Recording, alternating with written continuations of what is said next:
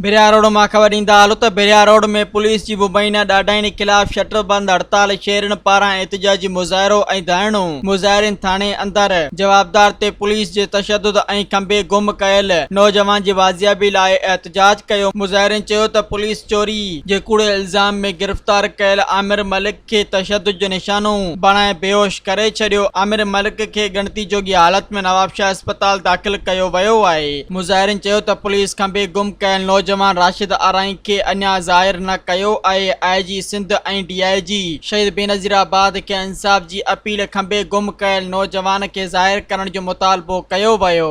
मज़ीद ख़बरनि ऐं तफ़सीलात लाइ विज़िट कयो असांजी वेबसाइट www.awamiNewsHD.com ऐं ॾिसंदा रहो अवामी न्यूज़ HD।